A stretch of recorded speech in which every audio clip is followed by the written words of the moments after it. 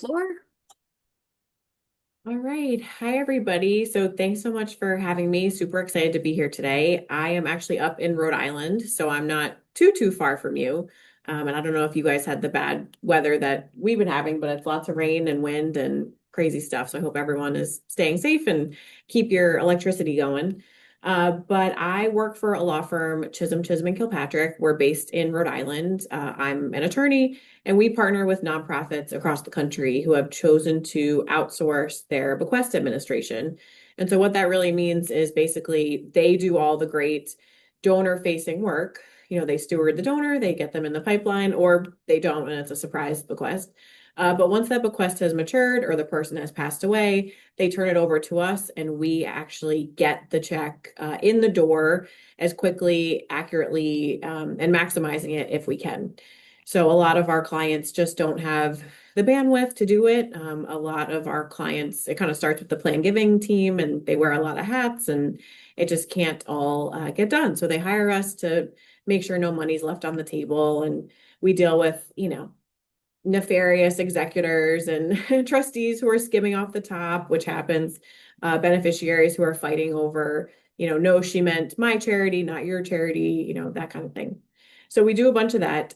So today I'm going to talk to you about the top 10 bequest administration roadblocks. So things that come up once the donor has died that would prevent you from getting your money either at all or quickly or accurately.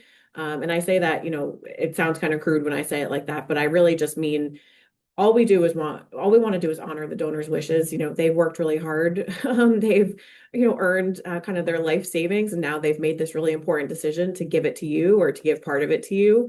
And it's really unfortunate when it gets held up due to an attorney who doesn't know what they're doing, an executor who is mad that her aunt gave it all to you and not to her, all that fun stuff. So I'm just going to go over some hurdles and kind of tips and tricks for how to get around them. Feel free to stop me at any time. If you have questions, feel free to come off mute. Of course, we'll save time at the end, but feel free to jump in and just stop me in my tracks. I will warn you, I'm coming to the end of a pregnancy, so I'm a little winded, and more so than I normally am. So if you see me huffing and puffing, I'm fine. I'm just tired.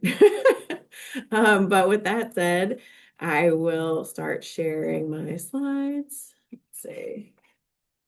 Go this way. We'll swap these guys. All right, how does that look? Thumbs up? Okay, thumbs up. All right, so let's do this. So the first kind of hurdle that I want to talk to you guys about today is the slow slash unresponsive representative. So that's the executor, the trustee, the attorney, whoever's kind of running the show on the other side of things. It comes up all too often. I was polling my team beforehand, what's your biggest hurdle? What's your biggest pain point? And they really said the slow slash unresponsive representative. So this is, you get the letter saying John Doe has passed away. He's remembered your organization. You're getting, 5% of his estate. Stand by, we'll be in touch down the road. So you stand by, you wait and you wait and you wait. And sometimes they will kind of sort of respond to you. You check in, you say, hi, how's it going? And maybe they'll respond and say, yeah, we're still working on it. Or maybe they don't respond at all. They're just completely ghosting you. So what do you do in this circumstance? Because you're worried, right? That could mean maybe they're stealing money, but maybe they're just bad at their job. So the first thing to really think about is before you do anything, consider who is the executor and the trustee. Who is on the other side of the table here? Is it a family member or a friend? I like to remind my clients that there's often a stewardship opportunity at play here. So, if Aunt Becky is the executor and she's being kind of slow and ignoring you, if you light her up on email or call her screaming at her or say anything, that you might regret later, she could be receiving a very large gift from the estate, and that could blow an opportunity for you to kind of steward her and for her to give a gift to you in the future. A lot of times we find that family members want to do what their, parent or sibling or friend did. So if they have a great relationship with, my client and this bequest administration goes smoothly, they might say, hey, you know what? Mom really loved that charity. They were so good to me when I was administering the gift from her. Why don't I leave them a gift too? So I just want to put that out there, before you go crazy and get too upset with someone, just keep in mind who you're talking to. If it's an attorney, however, that is a little bit different because attorneys have ethical obligations to respond to you. As a beneficiary, you are owed a certain duty of stewardship from them. You're owed a certain duty of responsiveness from them, of ethical behavior. So I hold them to a bit of a higher standard. It's always good to consider, is this attorney part of a solo practitioner? Meaning, is it just them in the office or are they part of a firm? If they are a solo practitioner, unfortunately, I find that those are the slowest. They have a lot on their plate.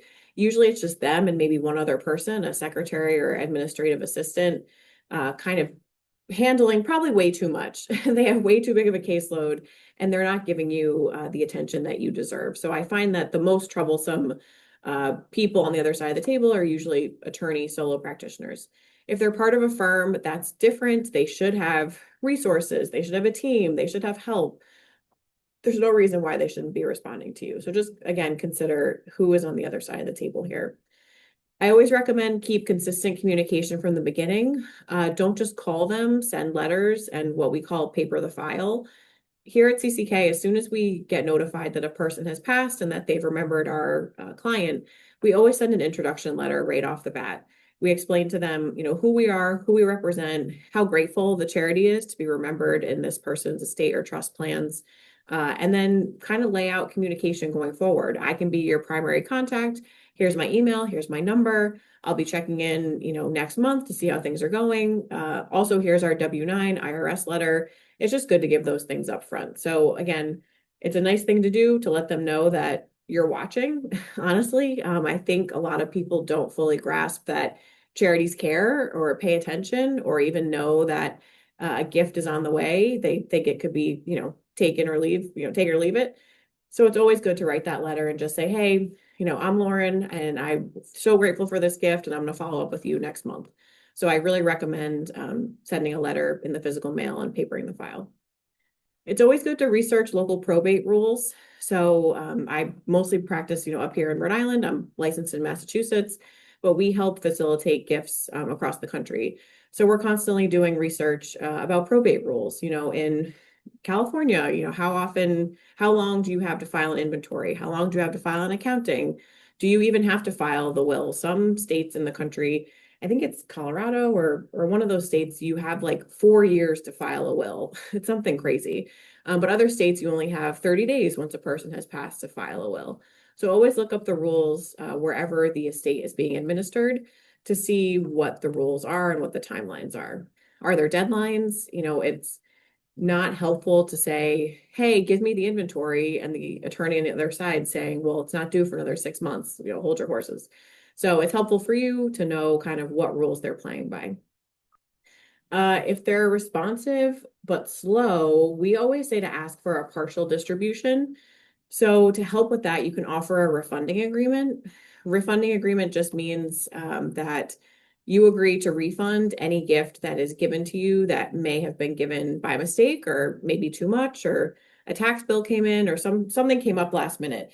You're basically agreeing to refund whatever you've received. And that's pretty standard. We do that all the time. It's not worrisome or dangerous. So again, if they're responsive but just slow, I would ask them for a partial distribution. You're due $100,000 and they're not ready, and say, okay, fine. How about 50,000? Can you send us 50,000? I'll get off your back for a while. Happy to sign a refunding agreement. So consider that as a way to get some money in the door.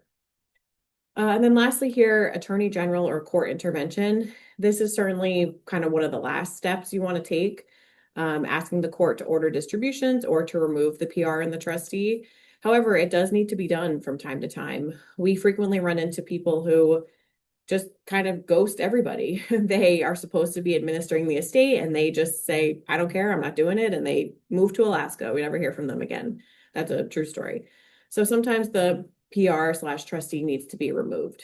To do that, you need court intervention. And if you are going to seek removal, you'll need local counsel too. So that's just good to keep in mind that it can be done, but consider, what's the cost benefit analysis? Do you know that you're getting a $1,000 gift? well, it's probably not worth, seeking court intervention, hiring local counsel for an $1,000 gift, unfortunately. So, but just know that that remedy is available to you, getting them removed, involving the court, flagging this to the attorney general, and taking that course of action. I have a couple other points here. So some other ideas for slow or unresponsive people: always do an obituary search or check People Finders. That's a website we belong to that I think is really helpful. During COVID, unfortunately, there were a couple times where I was harassing an attorney and come to find out that they had passed away. This happens from time to time with executors as well. A lot of people will nominate their friend or neighbor who is kind of similar in age and come to find out that they've passed and there's no one to administer the estate. So always keep that in mind. Or they may have moved. So that's what's great about People Finders, is that it can tell you where someone has moved. It can give you everything from an email address to a phone number to a new mailing address. So I would recommend doing that. If in probate, you can try checking the docket online or calling the clerk. It depends on the state and even the county. Some are really great. Everything's online, super easy to sign on, check the docket and see, okay, everything's moving as it should. I'm being ignored, but I can see that the will's been filed, the inventory's been filed, the attorney's doing what they should be doing. So that's always helpful. If there is no online docket, some courts just aren't up to speed yet. Try calling the clerk of the court, the probate court. Always lean with your nonprofit side. So don't hesitate to say, hey, I'm Lindy. I'm calling from charity ABC. I'm hoping you can help me, be super, super nice, more flies with honey than vinegar. And just say, I haven't heard from this person. I'm starting to get concerned. Have they filed anything with the court? And they can often give you that answer. And sometimes they'll even give you documents, which is really great. Reach out to other charitable beneficiaries. So it seems like you have a great group here. If you notice that one of your fellow charities is named in the gift instrument too, you should call them and say, hey, just wondering, have you heard from this guy? Last time I heard from him was 6 months ago. I'm starting to get concerned. Some executors do this weird thing where they respond to one charity and nobody else. I don't know why, but we've seen it happen before. So always check in with your other charitable beneficiaries. And sometimes writing a strong united letter can work and get them to take action. If you do find that the attorney is on the other side and is ignoring you, if they're part of a firm, this is one of my favorite tricks, consider contacting the managing partner. So go online, look up their website, find, the roster of who works there, and find kind of the highest person on the roster. Send them an email, CC the attorney that's ignoring you, and just say, hello, I'm from Charity ABC. I've been trying to get an update on this file for the last, 3 months, and I'm being ignored. Can you help me out? Nothing will get that attorney to respond faster than CCing their boss. So it works every time. So keep that in mind and don't be afraid to use it. All right, so let's talk about ambiguous gift instruments. I'm sure you guys were making, a joke earlier about names and how everyone has really long names. So this happens all the time. We review gift instruments where there is a charity that's named, but maybe it's a mix of this charity and a mix of that charity. And it's kind of hard to know, well, did she mean the Cool Cats Club or did she mean the Cats Are Cool Club? The EIN goes to one, the address goes to the other. It's really confusing. So my best piece of advice is to have it's really important to have easy to find bequest language on your website. So for all of you, you should have something that makes it really clear. A donor can go to this part of your website and there's a little block, a little quote where they can copy and paste exactly what you want into their will. It happens so frequently where donors, but also attorneys who you think do more research than they actually do. Attorneys will go to your website or they'll just Google you. They'll do, oh, Charity ABC, and the first address that pops up, they're grabbing it, they're copying it, and they're pasting it. They do no research. They don't double check that you're the right organization. They don't think, oh, well, is this the national branch or is this a local chapter? They don't do any of that. They just literally Google it. They take the first address they can find. They throw it in there and it leads to, a bunch of chaos down the road. So my recommendation is on your website, have a really clear place that says, if you'd like to leave us a bequest, here is language that you can put right into your will. Put your full name, your EIN, your address, and whatever other language that you'd like. if you're ever in this circumstance and you're being challenged, so someone might be saying, well, she didn't mean your organization, she meant mine. Always look back to your giving history. That's why it's so great to have records and just say, well, we do have a giving history with her. She's been giving $10 a month for the last 10 years. That's really helpful. And we use that all the time to kind of demonstrate intent and to show that she really meant to leave it to this organization, but her attorney wasn't very good and wrote the wrong EIN number. Don't be surprised if the executor wants court approval. This happens from time to time. They just want to do things kind of like by the book and do it the right way. So maybe the executor will say, you're right, I do think she meant your charity, but I just want to kind of be above board and get this cleared by the court. Again, don't panic. That's a good sign. They're just trying to be thorough. You may want local counsel if the gift is significant and you're worried that something will come up. If this isn't $1 million gift and it's going to court to be interpreted, it's good to have someone kind of on your side in the courtroom, making sure that the gift is actually coming your way. So ambiguous wording, I kind of touched on this, but language names one charity, but EIN matches another. Again, happens all the time. Two cousin Marks, we see that from time to time. I want to leave $1 million to my cousin Mark. Well, you had two cousin Marks, so which one did you mean to leave it to? We see that pop up. Also, residual percentages don't add up. This is my favorite, so I will admit to you, math is not my favorite thing. It's not my best subject, but I was reviewing a trust a couple months ago and I got to the residual section, where the percentages are. And I kept adding, 5, 10, 15, 20, and I kept getting 95%. And so finally I was like, okay, it's not you, it's them. The percentages didn't add up. Again, the attorney, the drafting attorney, was just moving too quickly. They were not doing a good job, and that section should add up to 100. It only added up to 95. So what do you do with that missing 5%? You can always reach out and ask and say, hey, I noticed this doesn't total to 100. Is there a plan for that 5%? Usually they'll be okay with splitting it pro rata among the charities. So again, always do the math at the end. Don't assume the math is right just because it was drafted by an attorney. It frequently is not. And then if the charity no longer exists, so you may be reading through a will and you notice that there's 5 charities to split the residue. I always do a quick Google search to make sure all those charities are still in existence. Of course, if it's like St. Jude, American Heart Association, those guys are still around. But if it's smaller organizations, always pop those into Google. You never know if someone has been disbanded, they no longer exist. And if they don't exist anymore, go back to the gift instrument, the will or trust, and see what it says in that circumstance. It should address that. And it would be great if it said, if anyone doesn't exist, their share goes back into the pot to be split evenly among the charities. So now you're splitting it 4 ways instead of 5. So again, just do a quick search because I wouldn't trust the executor to do it for you. All right. So let's talk about restrictions. I'm sure you guys have had this come up from time to time. So you will read a will or a trust and it says, I would like to give $1 million to charity ABC, but they have to, put a statue of me in the lobby or $50,000 for the anthropology department. Well, what do you do if the anthropology department doesn't exist anymore? Or what do you do if you don't want to put a statue in the library? Again, that comes up from time to time as well. So this first circumstance is unrestricted gift, but comes with requested restrictions from the living. So I'm not sure if anyone has had that fun scenario, but we've had a couple of cases where the gift is unrestricted. It just says, $100,000 to be used for general purposes. But then the executor calls and says, well, she really wanted it to go to the anthropology department, or she really wanted it to go to the elephants in Africa. It's like, okay, well, that's not what she put in her will, unfortunately. So I just want to be clear with you guys that your only obligation is to follow what's in the will, the trust, whatever the governing instrument is. That's what you have to do. That's what you're legally bound to do.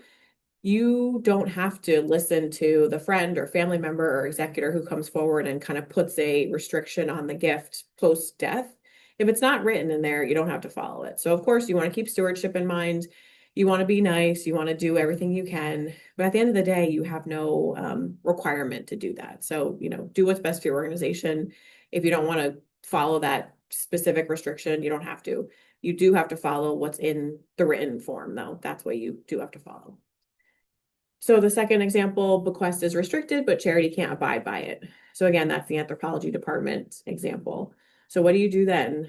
Usually what we do is we try to talk to the executor and the trustee, try to find some middle ground. We had a client once who was given $50,000 for wheelchairs. The donor wanted them to buy wheelchairs and give them out to their, constituents.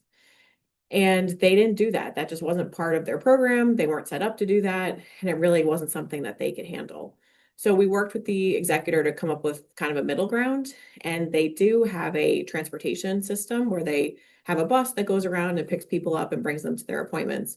So we said, while this isn't the same, would it be okay if your gift went to the transportation network? Because it's still getting people from A to Z and helping with transportation. And they said, yes, that would be great, no problem. So we just executed a short, kind of agreement, letting everyone know we're on the same page, and that was that. Some states, again, prefer that you go before the court and get that approved by the court. So it just kind of depends where you are. But this can be negotiated, assuming you can come to an agreement. So don't lose all hope if you can't abide by the restriction. Reach out to the executor and the trustee. Okay, so unwanted non-cash assets. I don't know if anyone has had the pleasure of dealing with these guys, but I've seen wooden figurines, arrowheads, pets, timeshares, cemetery plots, personal works of art that must be hung in the lobby. And let me tell you, being an artist was not their full-time job. I'll just leave it at that. So there's these gifts come up all the time. My biggest piece of advice is to really keep an eye on the time. Most states have a 9-month deadline to disclaim. So if you really don't want those wooden figurines, you have 9 months to tell the executor, thanks, but no thanks. Uh, Again, if you're having trouble selling an item or you just really don't want to take it or deal with it, I would consider disclaiming it. Another kind of thing that you can do is to blame your gift acceptance policy. So this one case we had with the personal work of art, literally the donor wanted to donate all of his personal paintings that he had done himself, and he wanted them hung in the lobby. And our client really didn't want to offend anybody. And so they blamed it on their gift acceptance policy, which worked because in their gift acceptance policy, they couldn't accept works of art. So it kind of worked out that way. And it was a nice, like, sorry, like, wish we could, but we can't situation. So consider that. If the PR and the trustee can't sell it, you can always consider taking it in kind and using a third party to sell it. So maybe it's a piece of property or something that could have some value, but you don't have the ability to take it in kind, meaning accept it as a house. There are third parties who will do it for you. We have some friends over at Charitable Solutions. The other companies do it too, but I know Brian and his team pretty well, and they do a great job. So consider that. If you don't want to totally disclaim it, but you do want the proceeds, but just can't do it yourself, consider using a third party. Okay, so let's talk about death certificates. This can be a huge pain. Usually this comes up with life insurance, annuities, pension plans, any other pay on death account. Sometimes they will require the charity to submit the donor's death certificate. Sometimes this isn't a big deal because you knew the donor very well. You knew they lived in Providence, Rhode Island, not a huge issue. But sometimes you don't know the donor. So you get that letter from the life insurance company saying, so and so has passed away. They've left you their life insurance policy, send us a death certificate and we'll be good to go. But this person is named John Smith. You have no idea who they are. Who knows where they lived? How do you get a death certificate for someone you know nothing about? So my advice, whenever you get that letter, is to call the company first, call the life insurance company first, or whoever it is. Confirm with them that they don't already have the death certificate on file. Sometimes another beneficiary has submitted it, and you won't know that based on your letter. So always call and just say, hey, I'm Lindy from Charity ABC. Thank you for your letter. I just want to confirm, do you already have a copy of the death certificate? And they'll say, yes, we have it. The sister sent it in or whatever. So that's one issue, and that's best case scenario. If you knew the donor, call or go to the Office of Vital Records for the town and city where they last lived. So if you knew that I lived in Cranston, Rhode Island, you can go to the Cranston Vital Records office and file a claim to get that. Usually you have to explain your relationship and complete a form, and it's about $20 to $25.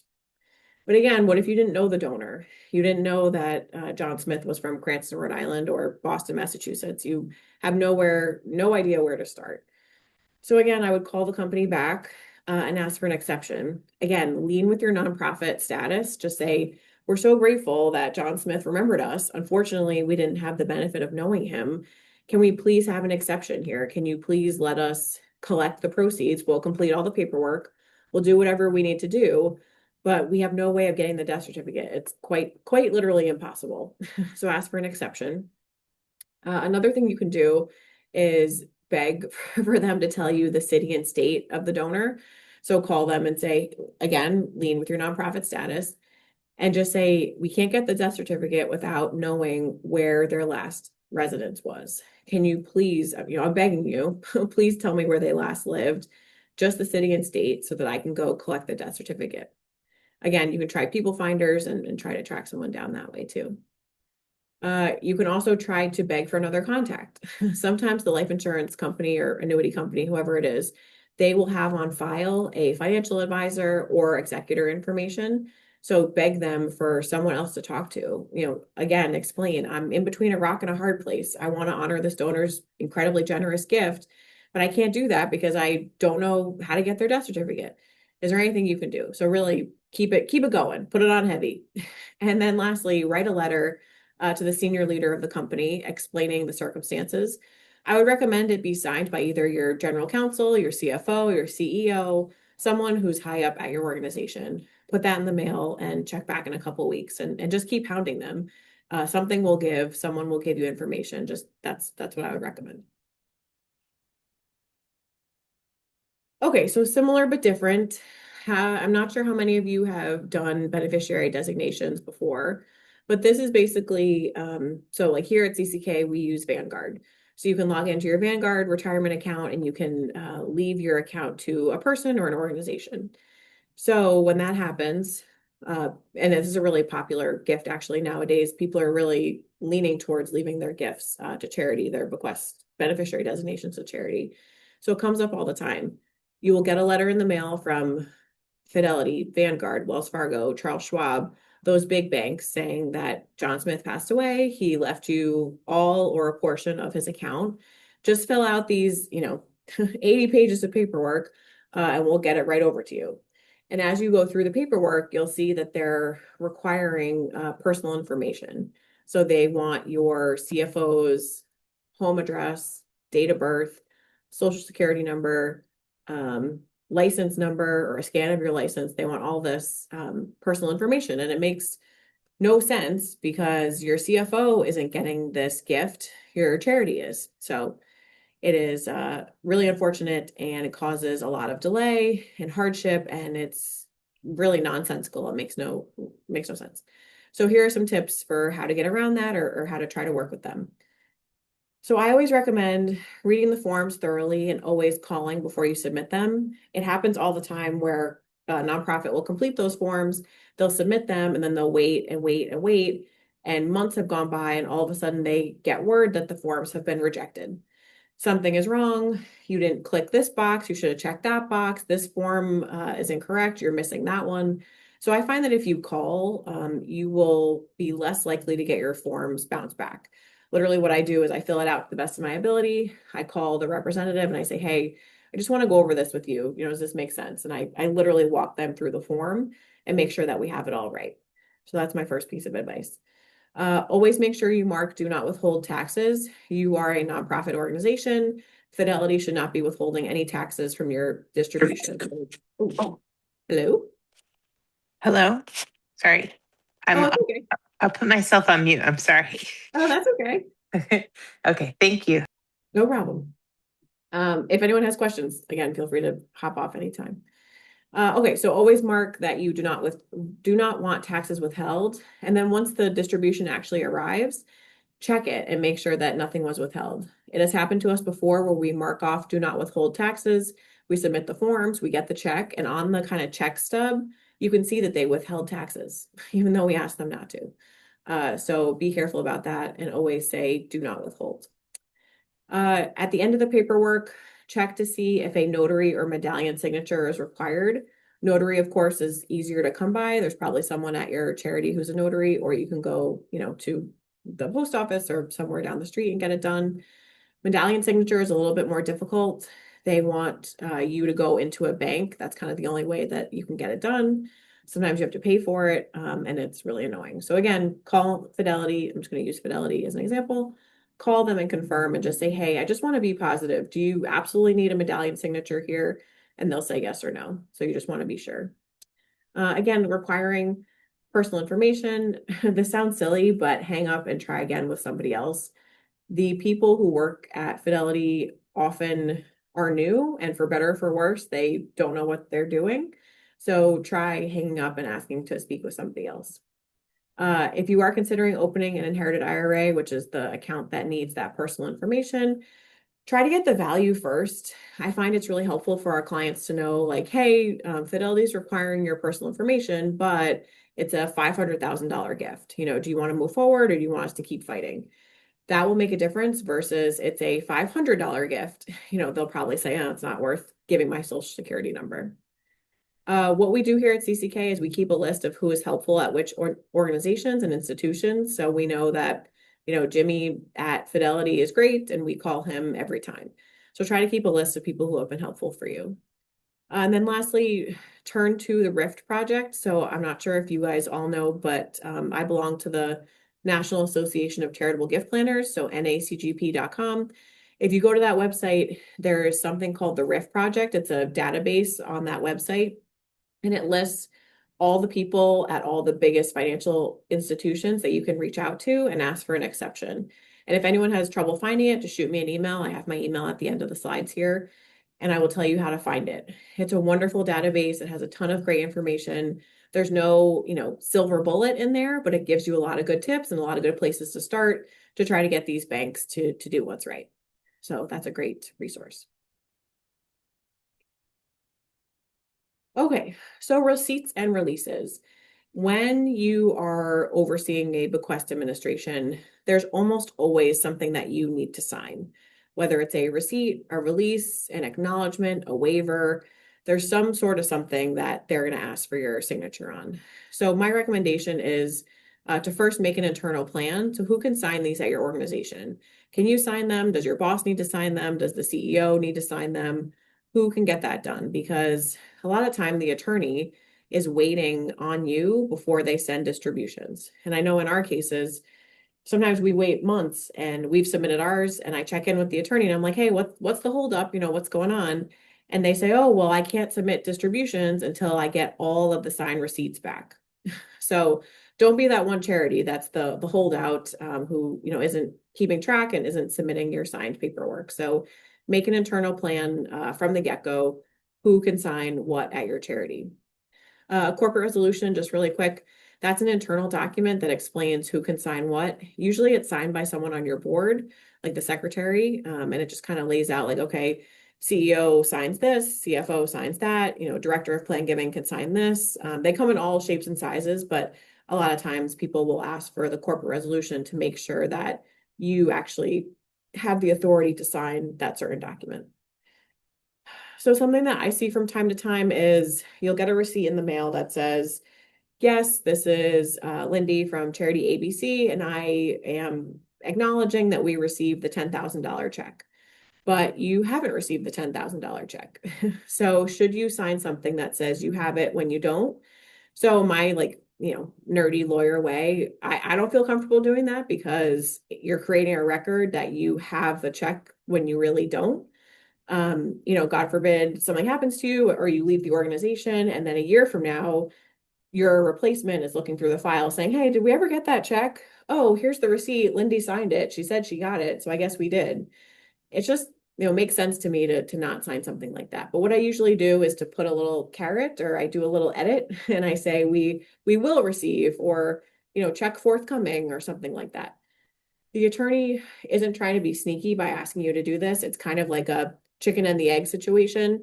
They want you to return the signed receipt before putting the check in the mail. You want the check, but they want the signed receipt. So it's kind of like, well, who's going to give first? So I just make that little edit and everyone's happy. Refunding agreement. Again, we talked about this before. Refunding agreement happens all the time. It just is something that says you agree to refund the estate or the trust for anything that was kind of an overpayment. Again, we see it all the time. It's not a big deal. My only piece of advice is that you make sure it's limited to the amount received. Don't sign kind of overbroad language saying, I'll refund you however much you want. You will refund them up to the amount that you received. Usually that language is in there, but sometimes it's not. So just double check for that. Scary indemnification language. So what we always look for is in quotes here, indemnify, defend, hold harmless, or any kind of mix of that. That is not our favorite. We always try to strike it where we can. So when you're looking through these long receipts and releases, I would look for these words. And if you find them, strike them out, send them back to the attorney and just say, hey, I'm so sorry. We are unable to sign indemnification language. Can we please have this removed from the agreement? I say 75% of the time they say yes, no problem. They send you a clean one back without that language. But the other 25%, they will insist on keeping it in for whatever reason. They like it like that. The attorney general already approved it. Whatever, they'll give you every excuse in the book. So again, best case scenario is striking it entirely, but second best case scenario is limiting it to the amount received. So I would say, okay, fine, we can keep it in there, but how about we limit it to the amount received? And usually that works for them, that works for us. It's kind of a good middle ground. If anyone has questions about receipts and releases, I have a helpful ebook that we drafted here at CCK. It just lives on my desktop. It's a PDF. I'm happy to send it to anyone who wants it for free. It's just something that I refer to all the time. It's really popular among our clients and our friends to keep nearby. It's easy to read, it's understandable, and helps you understand this kind of receipt and release tango that you can get in. So if anyone wants it, just shoot me an email and I'll send it over to you. Okay, so let's talk about the accounting. The accounting is something that comes towards the end of the administration. So just a quick accounting overview. An accounting is going to lay out all the assets of the trust or the estate, all the debts, all the income, and all the expenses. So it basically tracks everything that went into the account and everything that went out of the account. Who is entitled to an accounting? Only residual beneficiaries are entitled to an accounting. So if you are a specific beneficiary, meaning you're entitled to a flat rate, a flat number, or a flat object, technically you're not entitled to an accounting because what do you care? So if the estate or if the will says, charity ABC is getting $10,000, that's a specific gift. Assuming you get your $10,000, there's really no reason for you to receive the accounting. It doesn't matter to you what's gone in and what's gone out. As long as you get your $10,000, that should be the only thing that matters. So again, if you're a residual beneficiary, that's the only time you can ask for an accounting. So what if the trustee refuses to provide an accounting? Remind them that it can be informal. Informal meaning it doesn't have to be this beautiful, long account statement. It can be pretty basic. You really just want to know what's gone in and what's gone out. How else will you know that your 5% is equal to $50,000 if you don't know the total and the expenses that have been paid along the way? So it's really crucial that you know that. Always check your state statute, cite this in your request. So I think in New Jersey, a trustee has a fiduciary obligation to provide a clear accounting and keep thorough records for beneficiaries. So make sure that you cite that and throw that at them if they're giving you a hard time. Again, you can always check the docket, sign online and see if the executor and the trustee has already provided it to the court. If so, you can try to pull a copy online or call the clerk and ask for it. So the other great thing that an accounting will do is that they lay out all the fees. And it's a good way for you to check and see what the attorney and the trustee and the executor have been charging. Always check your state statute. So in New Jersey, I think you have a tiered system, if that sounds right, based on the estate's gross value. So I think it's something like 5% on the first 200,000 and then 3.5% on the next 200 and then 2% on anything over $1 million. So you have a really clear kind of mathematical equation, which is great. Some states have that, some states don't. But always, do your research and find out what's reasonable. Here at CCK, we usually use a 3 to 5% rule. So if someone's fee falls between 3 to 5% of the estate, that's usually okay with us.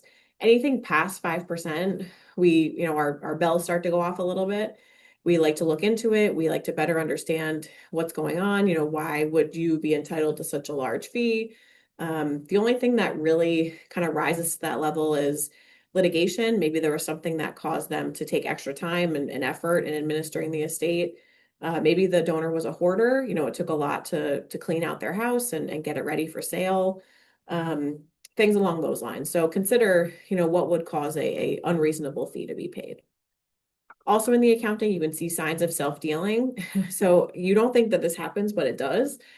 Keep your eyes peeled for anyone who's taking advantage of the trust because that's money out of your pocket.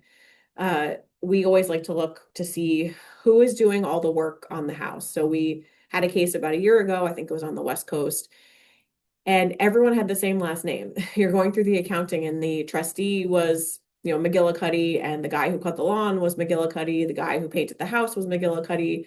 The woman who did the books was McGillicuddy. The trustee basically had hired his whole family to kind of benefit from the estate.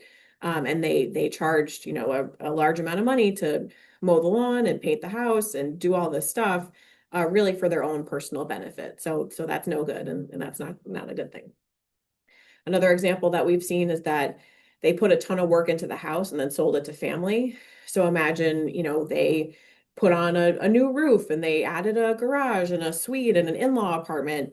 And then they charged all of that to the estate. So that's money coming out of your pocket. But then they sold it to a friend or family member for a really good price. So again, that's self-dealing. That is putting you in a worse position to benefit them. So keep an eye out for that. And then if you find any of these things, what are your options? So always ask questions. You can always ask for invoices or time logs to better understand someone's charges and fees. That's totally practical and realistic. But at the end of the day, if you want to bring charges, you're going to need to hire counsel. You're going to need someone in the area. If it's in New Jersey, you're going to need local counsel in New Jersey to file a petition and try to get those extra fees back into the will or the trust. Okay, so while we're talking about litigation, let's dive in there a little bit. So usually what we see with bequest litigation, and hopefully no one here has been involved in any because it can be stressful and time consuming. Usually there's certain elements of undue influence or lacking capacity. That's kind of the most frequent thing that we see. Typically, it's a caretaker or a family member who will bring forward a brand new will or a trust. I have a case in Pennsylvania where this woman had left her entire estate to 10 different charities. And then about 2 weeks before she died, her friend submitted a holographic will, so a handwritten will that left everything to him. So that happens all the time. And now we're in litigation to try to figure out what really happened and do something as a compromise for everybody. So you always have to consider, do you want to participate in litigation? Always, always, always do a cost benefit analysis. Again, if you are entitled to a $5,000 gift, but you're going to hire local counsel, it's going to cost probably at least 10, 15, 20 for that case to go through to trial. They don't always go through to trial. In fact, that they rarely do. But if they ever did, you would be paying more than what your bequest is worth. So make sure that the juice is really worth the squeeze. If you do want to hire local counsel, you decide it's worth it, there's a $1 million gift on the line, and you feel as though something shady is going on. Some other things to consider, publicity concerns. So I do a lot of presenting, and I sometimes present with my friend Andy Fussner down in the American Heart Association, and he oversees all of their bequest administration.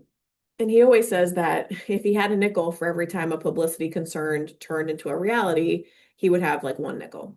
So it usually doesn't happen. But think about it, do you want to be on the front page of the local paper saying Charity ABC, begins litigation against 85-year-old widow whose husband recently passed away? Just consider the optics and whether you'd be okay with that. Again, phone your charity friends to split the cost. This charity nonprofit world is so lovely and so kind and collaborative. I highly suggest reaching out to another charity if you are similarly situated. So if you're all receiving 5%, you think something's wrong, it's always great to email them and say, hey, I'm just wondering, have you thought about this? This seems shady to us. We're considering hiring local counsel. Do you want to split the bill? Usually they say yes, and you can go in on it together, and it's much cheaper for everybody. If you do hire local counsel, call them and ask for a fee cap. So you can say, hey, we're, not sure where this is going to go. We'd like to take it slow. Can we start off with, $10,000? Let us know when we hit the $10,000 mark, and then we'll reassess for where we need to go. You can also ask to work with a senior associate. So the way that lawyers usually work is that we charge by the hour. So every attorney has a different hourly rate. Partners are the most senior, so they're the most expensive. Then there's usually a senior associate, a junior associate, and paralegals, and they go down in cost. Senior associates have been around the block. They know what they're doing. They have tenure, they're seniors, but they're a little bit cheaper than a partner. So ask if you can work with a senior associate and just bring the partner in when they need to. I highly recommend that the firm should specialize in T&E litigation, trust and estates litigation. Don't hire your friend down the street who has a family law practice. They probably won't be great at this. And don't use a board member who will do it pro bono. I hear that all the time. Oh, well, we have a board member and they're an attorney and they can handle this for us. But the board member specializes in bankruptcy or, civil litigation, and does something totally different. So I would recommend hiring a trust and estates litigator in the area who can help you, someone who's close by. If you are working on a case that's being administered in Texas, don't hire a fancy law firm in Dallas, hire a local trust and estates litigator in the county or the town where this estate is being administered. They know the judge, they know the clerk, they know the paperwork, they know exactly what to do. Okay, so really quick, I know I only have a couple minutes left. Contingent gifts. So these are ones where you usually just have to wait. Typically the will say something like, the residue is going to go to charity ABC, once my daughter passes away. So the daughter is what we consider a lifetime beneficiary. And here at CCK, we never want to be, too forward following up with them, because you're basically saying like, hey, lifetime beneficiary, are you still with us? So just be careful of that. We usually do an annual review. We check in on the case once a year. We do an obituary search. Maybe we'll give them a call and just check in, but usually we like to keep a bit of a distance and just make sure that everything looks okay. Retained life estate is the same thing. So a life estate is basically saying that someone has the right to live in a piece of property for the duration of their life. And then once they pass away, then it'll go to you. So again, we just kind of wait on those, and there's no great, you know, answer there. One thing you can do, though, is that you can terminate a trust early and receive an immediate gift. So we don't usually ask for this up front, but sometimes we'll run into a trust where there's a lifetime beneficiary and they reach out to us and they say, listen, I don't want to do this anymore. I don't want to be a trustee. I don't want to keep, this going for years. Let's just terminate it now. I'll take my share now. You take your share now, and we'll go from there. So just know that that happens, and it's fine when it does. It's usually in your best interest to terminate it early and get your gift as soon as you can. So unfortunately, there's not always a clear solution. Attorney General backlogs, definitely in New York. Actually, I think New Jersey is guilty of this too. There's still significant backlogs in the court system. The IRS continues to be backlogged as always. Personal representatives renounce their title, but no one else wants to do it. So that can be really tricky. The PR says, I don't want to do this, find somebody else. And now it's on the beneficiaries, the charities, to find who is going to administer this estate. There are plenty of professional fiduciaries out there. You just have to find them, but that can take some time. And then, of course, the financial institutions like Fidelity, Vanguard, et cetera, will only communicate with the designated signer. And that is a problem as well, because you can't get any answers from them. And it's hard to get your CFO on the phone, all that good stuff. So again, not always a clear solution, but these are some issues that we keep running into. Okay, so I'm happy to take questions if anybody has any, or if you think of something later. I would love for you to email me. I'm like a Bequest administration crazy person. I love to hear the horror stories and what's going on out there. I'm always here as a resource. Please don't feel like you can't reach out to me. I would love to chat and give you my 2 cents as a courtesy, just to kind of stay in the loop and know what's going on. So feel free to email me anytime. And if you want that receipts and releases ebook, shoot me an email and I'll get it over to you. Any questions? I know that was a lot. Sorry, I covered a lot of ground.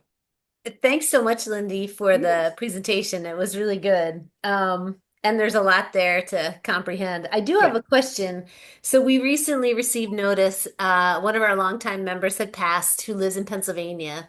And the notice we received was that we were a 10% residuary beneficiary from that estate.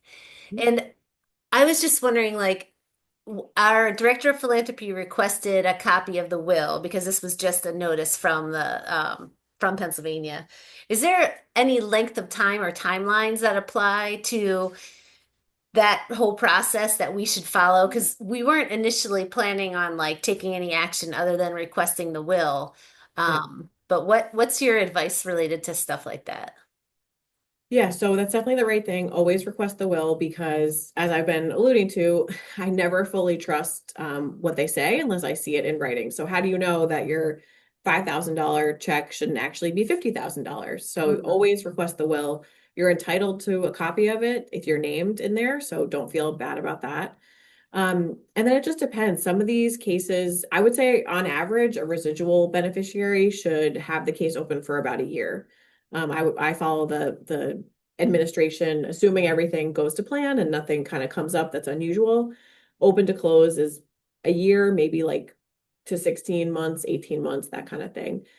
Residual beneficiaries, it's both good and bad because you're probably getting the biggest gift of everybody, but you have to wait the longest Hmm. because they have to pay out expenses and taxes and fees. And that's why I recommend a partial distribution too, because you can say, hey, like, I know we're going to take a while to get our full gift. Is there any chance we can get a partial distribution in the meantime? And maybe they'll send you, a quarter or a third of what you're due. Hmm. And Yeah. within that process, what you had said about requesting the accounting, this is one of the instances where you Yes. obviously do want to see because we have no Yeah. idea. Is that something that you wait on requesting though? You Yeah, yep. So I Okay. wouldn't request the accounting until, let's see, maybe like 9 months into the administration, something like that. Okay. Yeah, yep. So let them, what they usually do first is create an inventory. And an inventory is just an initial list of all the assets. There's no debts or anything like that. It just says, like, okay, there's a house, there's a car, there's three bank accounts, there's a horse. So Hmm. okay, it's roughly about $1 million. Our share is 50%, so we're estimating about 500,000 before taxes and fees, and let them kind of do that. And then a couple months later, follow up and say, hey, how are things going? Any chance, is the accounting being worked on? Any chance we could receive a copy? And they'll tell you like we need more time or whatever. Okay, awesome. Thank you very Yeah, much. of course.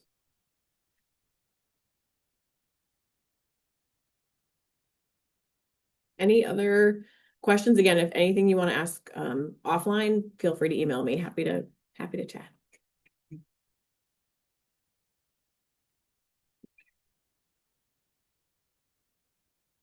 So it's not a theory, but I wanted to share um, one of the best.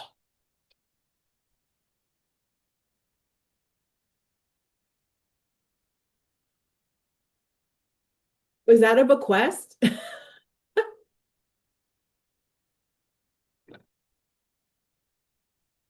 Part of the state that came to us. Very, very unique pottery.